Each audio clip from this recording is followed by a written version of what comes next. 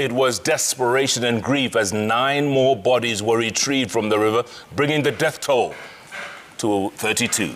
The body of a 9-month-old baby was among those pulled out.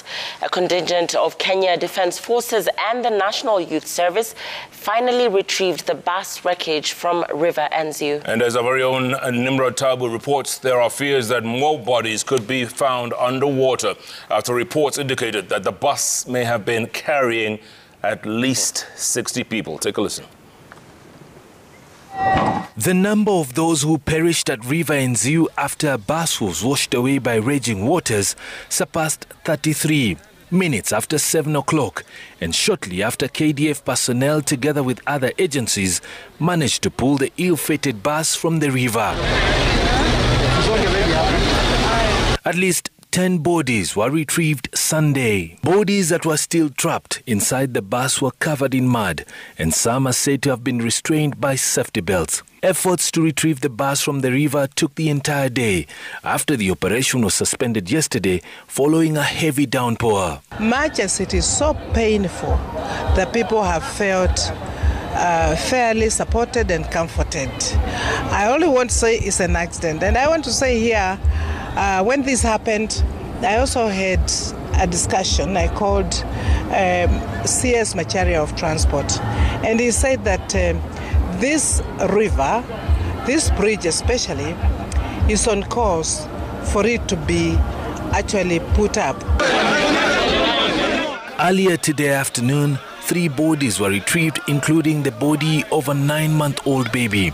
A somber mood engulfed the entire riverbank as onlookers watched in disbelief when the body was retrieved. Family members staring at the riverbank where the bus tragedy occurred narrated how they survived the incident while watching some of their relatives drown. This bus was moved yesterday. It's a capacity of 45 seating capacity. 12 people were rescued when the bus ferrying a Catholic church choir and villagers to a wedding plunged into the swollen river. And as sorrowful residents sought answers at the Mwingi Level 4 hospital, several survivors narrated their ordeal before the incident and after.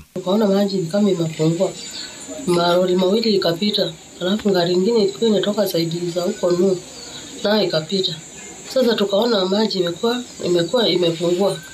Hapo ndipo dereva akaambiwa ingiza ngari tuone kama tutafuka. Akasema ngari haina weight, watu waongezeke ndio tuone kama itapata weight iweze kuingia kwa maji. We also visited the Good Shepherd Church in Mwingi, where the choir members who perished came from. It was a somber mood with the church leaders opting to celebrate the lives lost in the tragedy. Kwa sasa tunaendelea tuna hali ya majonzi, tumekuwa kanisani, uimbaji tumeendelea nao, japokuwa wengi wetu walipoteza maisha, kwani 3/4 wenye walikuwa kwa hiyo gari walikuwa wanakwaya. Inakisiwa kuwa idadi kamili ya hiyo kwaya ya St. Cecilia ni 34, lakini habari zinazotufikia kutokana na uchunguzi wa upekuzi wa wanakwaya, orodha ya wanakwaya, inasemekana kuwa huenda 25 pekee ndio walikuwa ndani hiyo gari. Daraja hili mimi wenyewe sasa ndio nitashughulikia.